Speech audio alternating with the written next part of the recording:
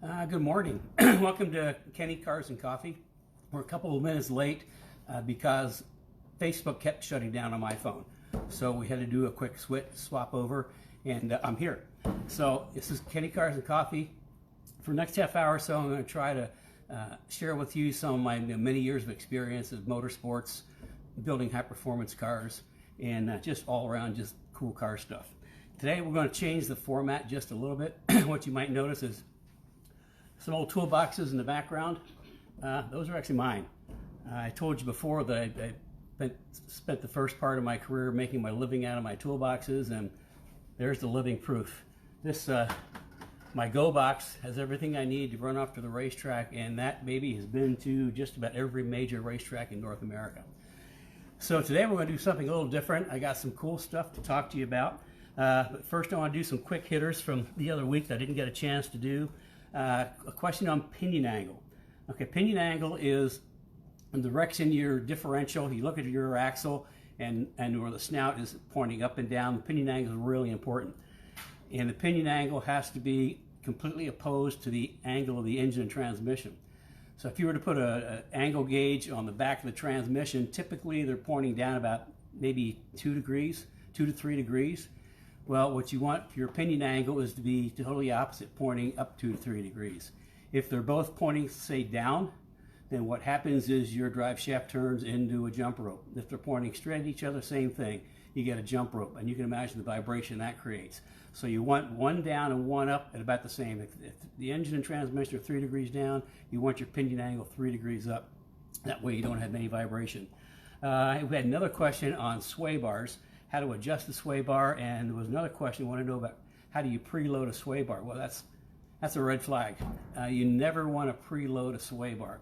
Sway bar should be with the car on the ground at ride height. There should be 0 preload on the sway bar. You should be able to take the sway bar end link in and out without any problems. And the reason for that is a sway bar is actually a spring. In essence, it's a torsion bar. By increasing your front sway bar, increasing your front sway bar, you're actually you're adding an extra spring, adding more roll stiffness, roll rigidity to the front. So if you had the sway bar preloaded, then all of a sudden you've got one wheel that's got more load than the other. And like we talked about before, balancing the front, you go into a turn really hard, slam on the brakes, and you're going to lock up a wheel. And that's not good. So you want 0 preload on your sway bars. Another thing is when people do do corner weighting. You really don't need to do that at track day level. But for race cars, if you do corner weighting, you always have to do it with the sway bars unhooked. So there's no chance that you're using the sway bar as a spring in there. So those are a couple of quick things. Now, just by chance, I got something really cool to show you. And we're getting ready to ship off a set of race shocks to one of our customers who's building kind of a cool NASA AIX car. And he was so kind to let me hang on to these for a couple extra days so I could show you some real race shocks. These are the JRZ Motorsports 11 series. Can you see that on there? JRZ. Now the JRZs are a shock that I got familiarized with Paul when he won the Pirelli World Challenge GTS Championship. He had JRZ shocks, and I can tell you that was one of the keys for him winning so many races because they just work really well. There's a lot of pictures of Paul with 2 wheels in the air going across curbs. And with the valving that comes in the Motorsport JRZs, he was able to use the curbs to his advantage. And if you get the wrong shock, you hit a curb, it's going to unsettle the car. You got the right shock, you can actually use the curb to go faster. And we use, because of that, GRZ came out with RS series, which we use pretty heavily for our track day cars and street performance cars, and the single adjustable. And the RS series is they take the race shock technology and they kind of move it down a little bit, so we get the price points more affordable for the average track day guy. But there's so many cool things about these. Probably see this great big thing here, remote canister. Now, in race cars, remote canisters are almost mandatory. The remote canister is the bump adjust. You see that on there. And a lot of shocks, double adjustable shocks, you have your your rebound adjustment on the top, and then the bump adjustment on the bottom. Well, if you're in professional racing, if you're out there testing, trying to get the car set up, it's kind of a pain to have to jack the car up and crawl under and adjust the bump. Where if this is neatly positioned, like in the front, under the hood, not too far from the shock, then you just pop the hood and do a couple of clicks to adjust the bump, adjust the rebound. Same thing, we stick them in the trunk, so it's easy to get to. Some other cool things is that this is like, see how freely this moves? Now, any of the coilover shocks that you get from us will come just like this, completely built with an initial adjustment in there. I put in there and I custom select the springs specifically for individuals and how they're going to use it. But also what we do is underneath the spring on the bottom, let me get this picked up, we've got this really nifty thrust washer. That goes down here. That does two things. One, it makes it a lot easier when you're adjusting ride height, but also when the spring's going up and down and everything's working like crazy, you're going to get these little twitches in the spring. And by having a thrust bearing at the bottom and the Motorsports come with one at the top, then there's a lot of free movement. You're not going to get any bind, and the spring's going to work at 100% efficiency. And some other cool things. Oh boy, these are heavy. But is the, I don't know if you can see the size of the shaft that's in there. It's a 25 millimeter shaft. That's about 1 inch thick shaft. I think most of the shocks that you get over the counter, like maybe 5/8 shaft size, or this is like almost a full inch, which means you're going to get very little deflection. So I mean, I could go on and on about the superior valving, but this is the real deal. These are real professional grade race shocks. And you're going, that's pretty cool. What do they cost? Well, it's about $8,000 for a set. That's $2,000 a shock. So that's what I say. These are real professional grade shocks, and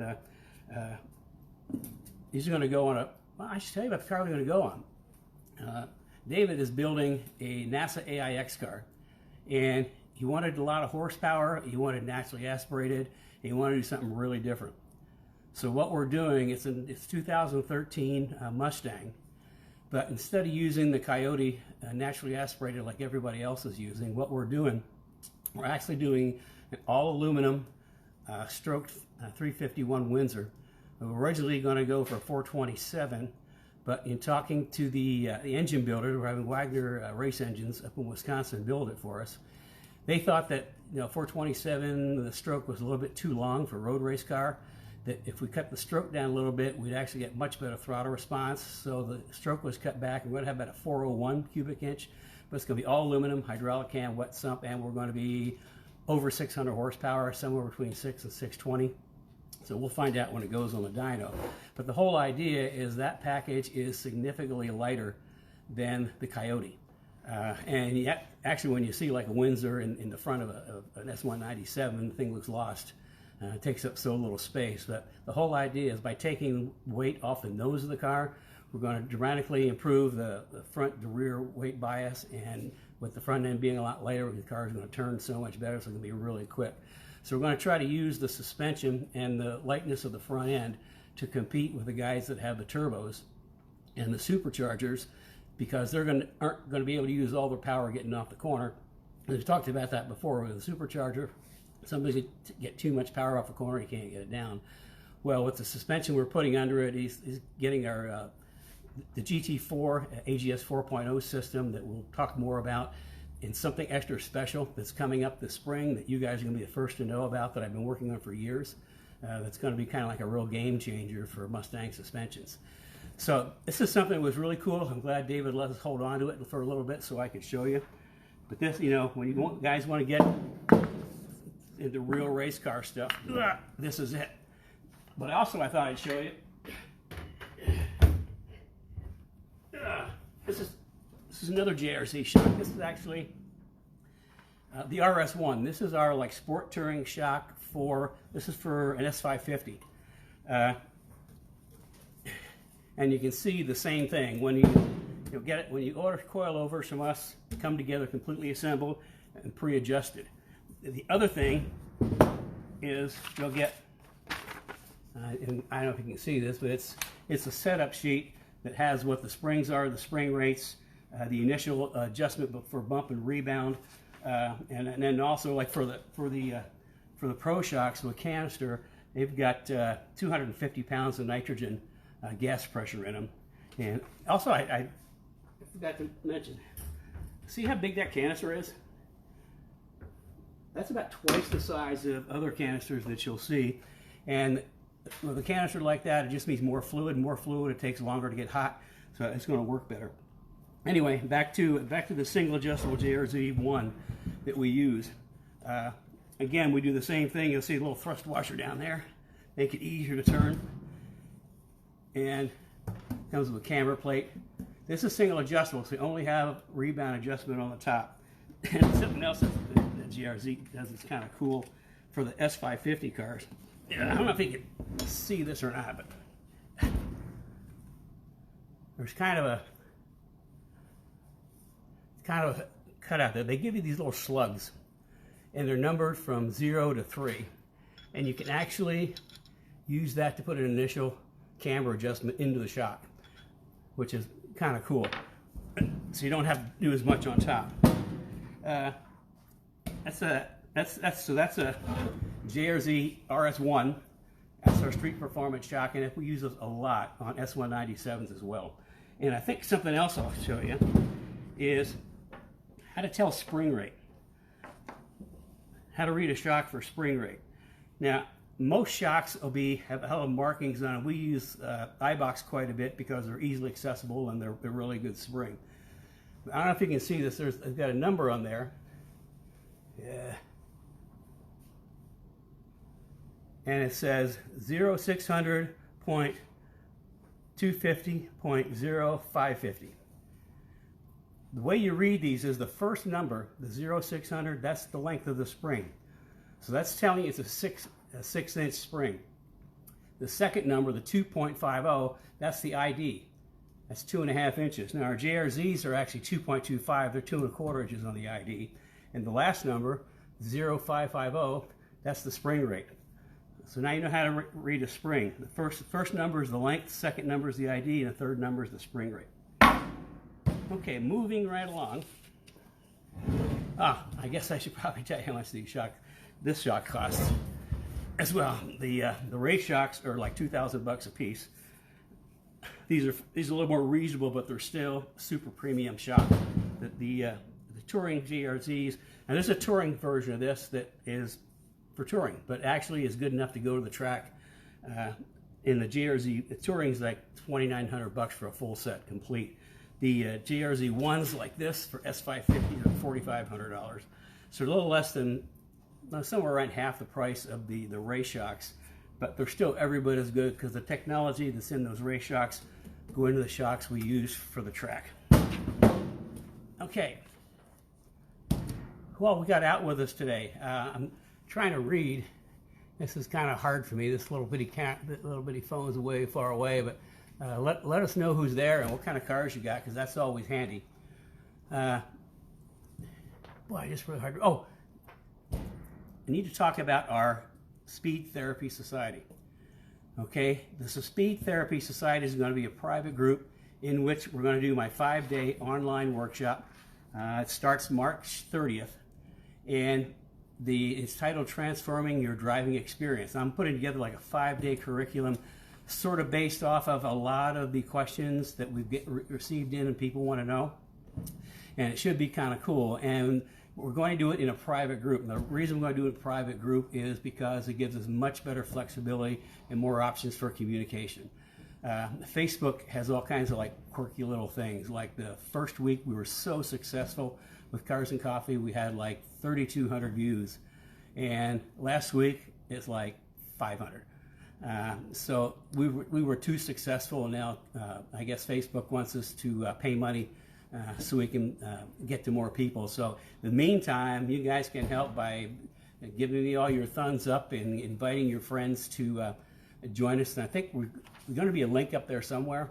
I don't know if it's up there or not, but I'll add it right now. She's going to add a link. So it's either going to be out there or there, or I don't know, there somewhere. There'll be a link so you can invite your friends.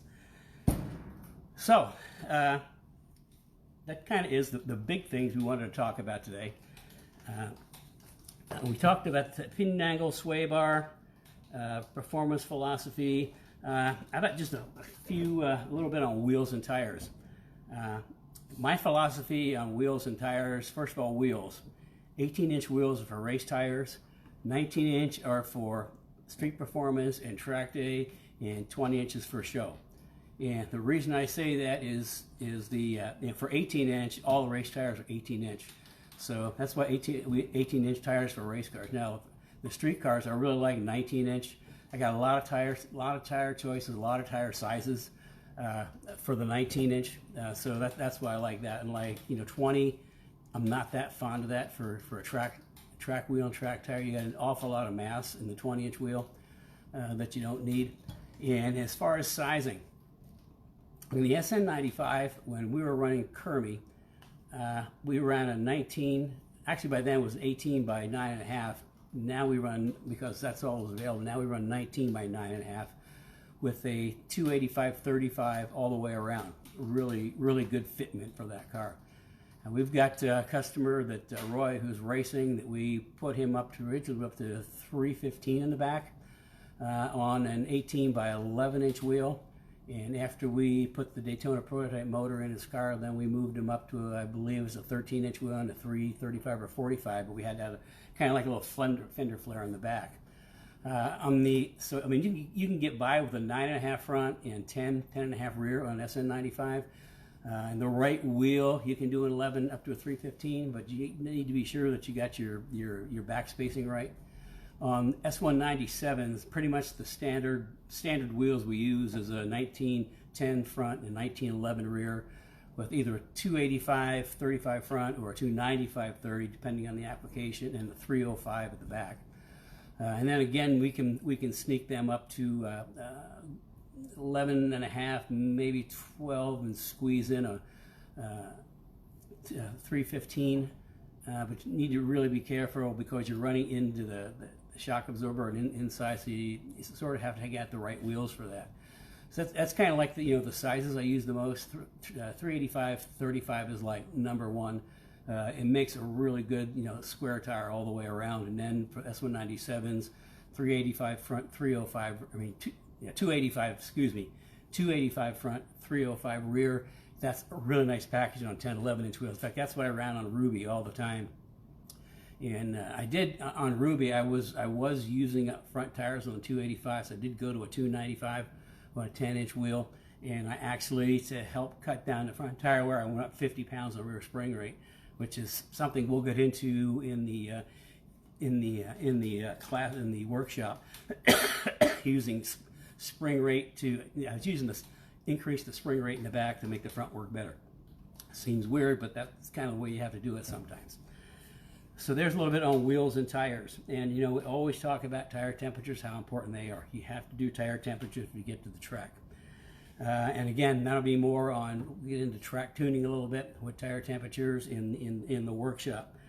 I think somebody asked about understeer and oversteer, and last week I gave my really simplistic explanation for understeer and oversteer.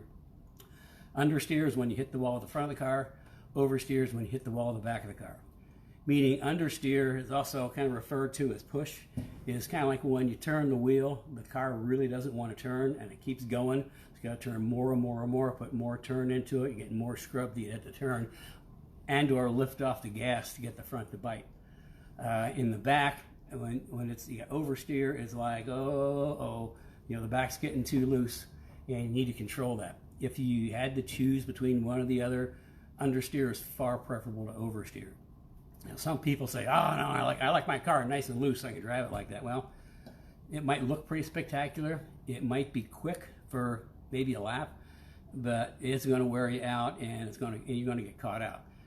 When I set cars up to qualify, we'll set them up just a teeny bit on the loose side, because that's going to be a little bit quicker for qualifying.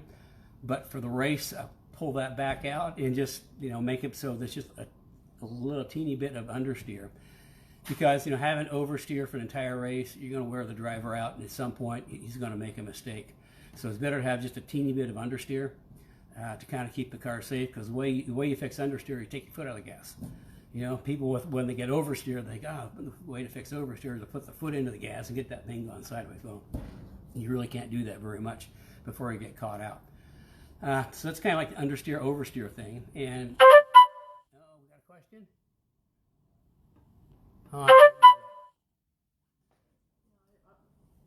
They're talking about the JRZs right now. Conversation going on about what the front and rear shock spring rates are on the JRZ1, and also if it affects ride quality. That's a really good question. The question is about the spring rates that we're running on JRZ1. Okay, on the race shocks, the way I've got it set up for David is the car he's driving now. He's driving a Mustang track car. He has a pretty soft spring and shock setup. So I want to. Eventually, we're going to get a really high spring rate in the car because that's going to be really quick. But I want to move him into it. So I'm using the same spring rate that we use for our advanced drivers, and that's a 650 front and a 400 rear. Now, eventually, because he's going to be on sticky tires, we're going to move him up to get into that 800 range, where the car is going to be really quick. But if I were to put him at 800s right away, I mean, when the higher the spring rate goes, the smaller your window for air gets. So you have to really have a lot of a feel for the car. So it's better to start. We'll start him at 600, then go or 650, then maybe 7 or 750, and work our way up. As he gets used to each, then you move them up to the next driving plane. Now these are also set up with a 650 front, and but these are this is for the IRS car, and I think we've got something like an 1,100 pound rear, something like that. I can't remember, but that's because it's not on the shock. It's still on the control arm. So that's because of motion ratio. We'll get into that in the workshop. Motion ratio changes your spring rate. Now, the motion ratio is if you got a control arm this long, like a coilover shock, you'd be out here and it's straight up and down. But if you got a big coil spring on the control arm in here, you got to factor in the motion ratio, or the distance it is from the pivot point to the outside point. And there's a formula for that. Don't have it on top of my head, but we can get into that. But for street cars, I think we talked this before. I'll go back to it again. Most of the spring rate that comes from the factory, like Mustang, for example, is around 175 front. As far as off-the-shelf springs that you can get to go onto those shocks, you're 220, 225 maybe, is about as high as they'll go. And then you don't really have any control over ride height. Whatever the lowering spring is, it is. And with the coilovers, we can control spring rate. It's really simple. And here's a spring. Want to change rate? Pop it out. Pop a new one in. For a street performance, I use for touring, for street touring, an S197 and also S195. I use about 350 front. And I always talk about fronts because the rear becomes a function of the front based off of a whole bunch of different things. We're roughly 30-40% less in the rear than on the front. And then our street performance is about 400, which is fine for the street and is really good for novice, even up to intermediate track day. It gives you enough spring to make the car turn. And as far as ride quality, its ride quality comes from the shock absorber, the valving in the shock. All the spring holds the car up. The shock is where you get your ride quality, because the motion is going into the shock. It has to dampen both the up and the down. The bump dampens the up, and the rebound dampens the down. The rebound actually is controlling the oscillation of the spring, and the bump is controlling the coming up. So I mean, if you've got a good shock going up in spring rate, you're not going to notice. It's going to be firm and sporty, but it's not going to be harsh. Now, some shocks, aftermarket shocks, I don't want to be too specific, but mostly I don't like the Japanese style valving, because it seems like when you turn the shocks up, they get harsh. Rather than getting firm, they get harsh. Where I like the European, have a different philosophy of shock valving. JRZs, Koni, Bilstein. The way they look at dampening is completely different. I have a couple questions when you finish. So okay, and we're going up in spring rate. So it's like that 400 street performance is good for novice, even up to intermediate. Moving into, somebody's kind of an intermediate, but still on like street tires, maybe a 500, even 550. But when somebody starts to move to advance and starts using a tire with more grip, like the Pirelli B Zero Courses or the Michelin Sport Cups, we'll go up to us like a 650 front. The thing about spring rate and tires is the stickier the tire, the more spring rate you need. And the reason for that is when you've got a really sticky tire, it's going to grip more. It's going to grip more, and you're going to have more input on roll in the car. So the more the tire grips, the more you want to control the roll, which means the more spring you put into it, and also the spring rate in the tire itself. Something that we've run into that I strongly recommend against is people that have stock suspensions on their Mustangs going out and buying slicks. They're going to get racing slicks on their car. They're going to go really fast. A couple of things are bad about that. Number one, you've got a mismatch between tire compound and spring rate. And the two things that will happen, most commonly will happen, number one, you're going to tear up the tires because you're going to get so much roll in the car. You're not going to be able to get enough negative camber into it. It's going to start tearing up tires. Because the tires aren't used to or aren't designed for such soft spring rates. The other thing that we've had happen to people is they put slicks or super sticky tires in the car, and they find a way to drive off the track because there's not the control. It's the suspension is designed for, and the control the tire is looking for are two different things, and that is disaster. So if you're going to run a slick, you got to have a high spring rate. Like I say, for Paul's World Challenge car with Pirelli slicks, 850 was about as low as we ever went, and you can go like up to 1,000. I know Porsches love to run like on 1,000-pound springs. So you can see, to go really fast, you need a lot of spring. You need slicks in spring rate, and the shot and on the car has to match what the tires are engineered for. So for track, if you're using just a standard tire, 400, 500-pound springs are great.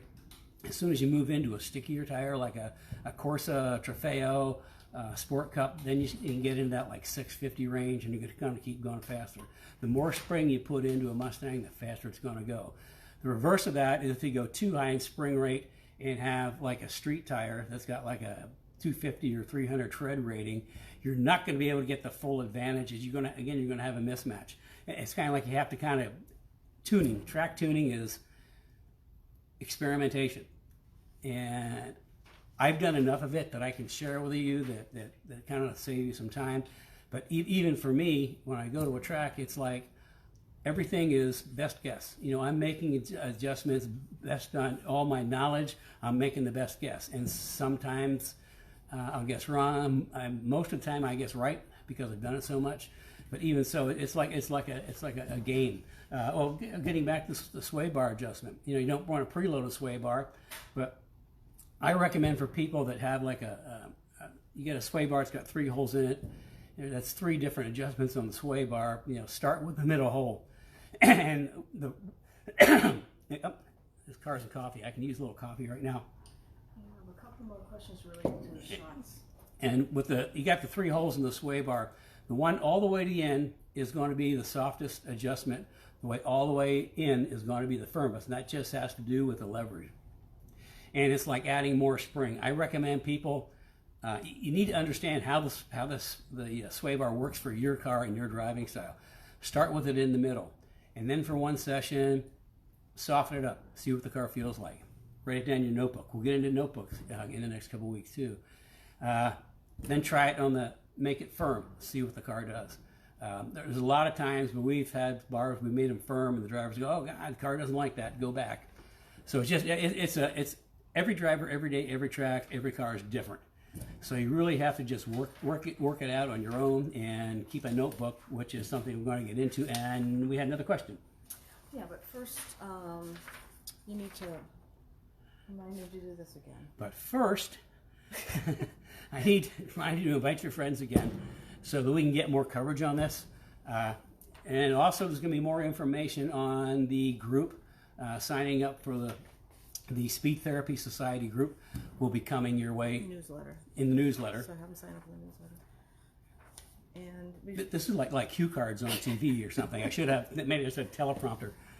okay, and the couple questions that we have And is Herstifer wants to know what the lowest spring rate you can go on the front of an S550, and is it the same for the GT350? okay, it's kind of a trick question. Herster wants to know what's the lowest spring rate you can go on the front of an S550. I would say what comes to the factory, which is like maybe a 175, something like that. If you want performance, you really need to be in that 400 range. Even our touring package for the S550s is a 650 front spring. And it's 650 on the 550s works a little bit differently than the S197s just because of the design of the suspension. But that's, I mean, I like the 650s. I use more than any other spring because it's such an all-around spring rate. And then the same on the GT, yeah, pretty much the same on GT350s. They come with a little higher spring rate. Off the top of my head, I think maybe it's a 175, 180, and I think the track packages are maybe 220, 225. I'd have to go back and look it up, but the same thing. I mean, you get up into that 400, 500, 600 pound ranges when your cars really wake up the car and make them go. I mean, we have a customer that had this 1917 550 that we had JRZs on it. We had the Pro Plus on the front, which is the RS series. The top of the RS series is the Pro Plus, which is a remote canister double adjustable, and pretty much because we had 650 pound springs, we had good springs, we had the good shocks. At track days, he would just fly around GT350s because he just had so much mid-corner speed and so much corner exit speed that he could carry it down the straightaway. And we've talked about that before. I mean, it's all about how you get through the corner and get off the corner. I mean, the faster you are getting off the corner, the faster you're going to be at the end of the straightaway. And I see that all the time, like at Road America, where they got big, long straightaways. And you think like GT500s with their big supercharged motors where you just romp and stomp. But with Ruby, my 2012 GT4 track day car, GT4 RS, I mean, I would carry so much more speed off the corners that I'd fly past the GT500s because first of all, they're a lot heavier and they don't carry as much mid-corner speed. And secondly, they can't get all that power down and start spinning tires. So I'm just gone. So, I mean, it's spring rate. It helps you get into the corner and get off the corner. And, getting off the corner is the most important thing to getting a good speed down the straightaway. You had another question? Yeah, this is one related to the sway bars. Ask people to send in some questions right now. Okay. If anybody else has some questions, go ahead and send them in. We'll try to get to them. Okay, this one is from Justin. On the topic of sway bar adjustment, what is the appropriate amount of chassis roll on a tire to get ultimate traction in a corner? Are there wear patterns to look for on the tire that are not in that appropriate roll amount?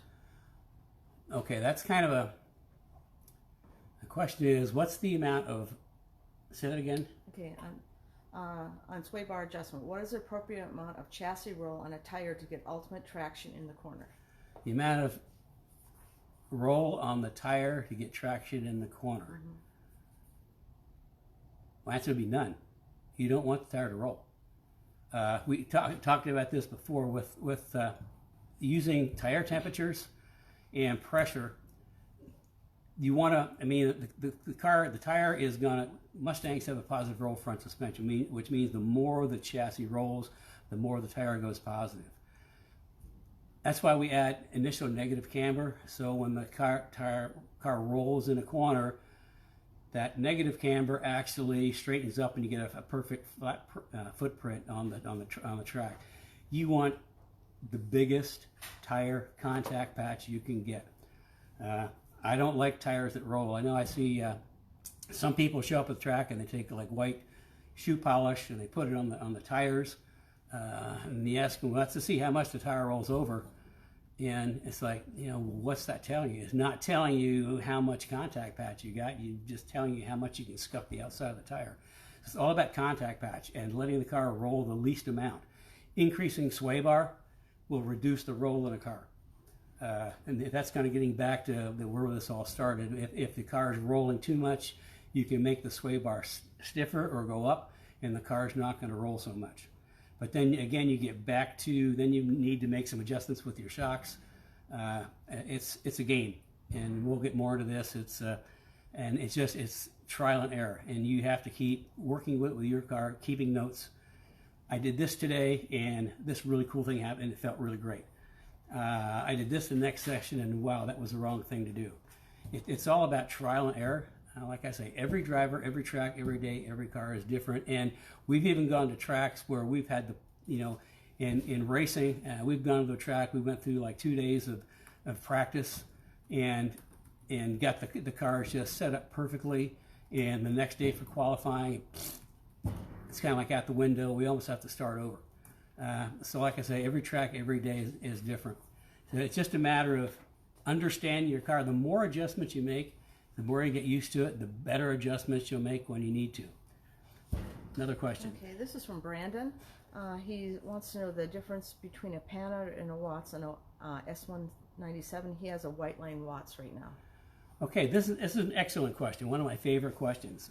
Brandon wants to know the difference between a Watts link and a Panhard bar. Well, first of all, both a Watts and a Panhard bar are used to locate an axle. When you don't have splayed control arms, you need something to locate the axle going back and forth. A Watts link and a Panhard bar do the same thing, although they do it differently. The Watts link has a belt crank that kind of pivots and keeps the axle located. It's up and down. The Panhard bar has it kind of crossed, and it keeps the axle centered that way. And the big difference, and the reason I don't use a Watts link, even though the Watts link is actually the best way to locate an axle. Where the pivot point is on the Watts link is where the rear roll center is. And on Watts links, they're typically about the same as where the stock Panhard bar location is on Mustangs, like pretty much right across the middle of the axle. And I don't like the roll centers up that high. I like the roll center down low, because the roll center is the point of that the back of the car wants to roll around. And with a stock Mustang going around the corner, you're really hard. You can kind of feel that inside wheel kind of want to lift up a little bit and get light. That's because the roll center is high. You move that roll center down, and it's not going to roll up as much. And on the Panhard bar, wherever the Panhard bar crosses the center line of the car, that's where the roll center is. So the Watts link with the pivot is kind of like you can't really, because the belt cranks, you can't really move that down very far. But back in the old Trans Am days in the late 90s, what we used to do is we used to take a Watts link and we'd mount it horizontal to the bottom of the differential. And that was easy to do because you've got the chassis axle runs underneath the rear axle. So that was easy to put a Watts link on the bottom and then go off and pick up the chassis. And that way you've got the benefits of a Watts link, but you also put the roll center at the bottom of the differential. That's a little difficult for people to do in their garage. In fact, we actually did that back in about 2001 or 2. We made a setup where we used the bell crank off of a Crown Vic, and it decided that was something that people just couldn't do in the garage. So we went to the other best way to do it, and we have, like, in our rear grip kit for S197s, which is the rear suspension package.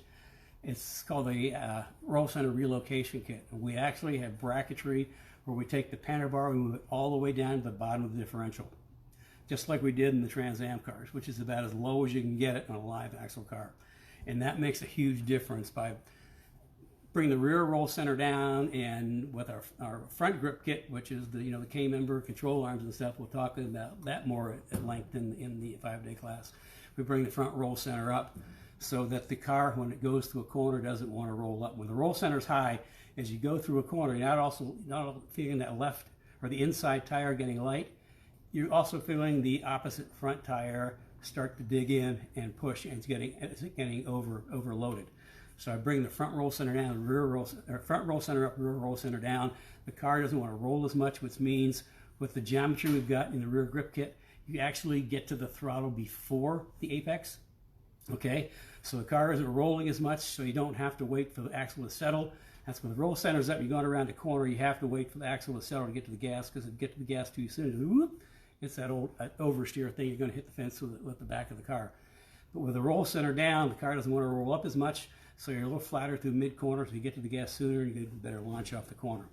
So Watts links, the Watts links are great if they're used on the bottom of the differential, but otherwise, I go with a Panavar because it's simple. There's something, we'll be talking about later in spring. I think it's going to blow your mind when we get to that subject, but that's kind of where we are. And the whole rear grip kit we've got for the S197s is the upper controller module, the lower control arms, the axle brackets, and the roll center kit. Every single piece has an impact on making a positive improvement in the geometry, which is why that these rear grip kit just is amazing. In fact, we have the GT500 guys that absolutely swear by it, because anybody that's driven a GT500 with Spirit knows all about oversteer. And with a rear grip kit, you can't take it away because there's just so much torque in that motor, but it just does an amazing job of settling down the back of the car and adding grip. Well, I think we're kind of running out of time for today. We have one more question. Well, okay, we're going to squeeze in one more question. And this is from Chris Sauter. And do you want me to read it, or do you want to try to? I'll read it too. Okay, Ford Racing sells a stronger rack and pinion. It's the Boss 302 R for racing in the Racing S197. Any thoughts on that? And is this helpful with the front grip kit? Okay, the question is, Ford Racing has he's calling a stronger rack and pinion for the Boss 302R for S197s, and my thoughts on that. Well, actually, it's not stronger. What it is, it has a completely different calibration, and it's calibrated for racing. And if you can get one, absolutely. It is a huge improvement in your steering. It just does a whole bunch of things better. Works like seamlessly with our front grip kit. In fact, somebody asked, I think last week also, they had our H&R Street Performance shock setup. Want to know if that would work with front grip kit? Absolutely. I mean, the front grip kit is nothing more than geometry. It takes and fixes what's wrong with the geometry in the front, which means any spring, any shock, any steering rack is just going to work seamlessly with it, and actually it's going to make the steering rack or the shocks work even better. So I think That's it. I got my director over here telling me what to do. I'm director or producer, I don't know what it is. Don't forget to join us next week. Next week I'm going to kind of go over a little bit some of the topics we're going to talk about in the 5-day class. Remember to sign up for the Speed Therapy Society group. Like I say, it's a private group, and we're doing that because it'll be much easier for communication, gives us more options to communicate, and it's going to be, kind of more like a group type thing. So we're going to be just filled up with all kind of like-minded people. In the U.S., I guess we'd be gearheads, but if we were in the U.K., I guess we'd be called petrol heads. For those that like to watch UK car shows.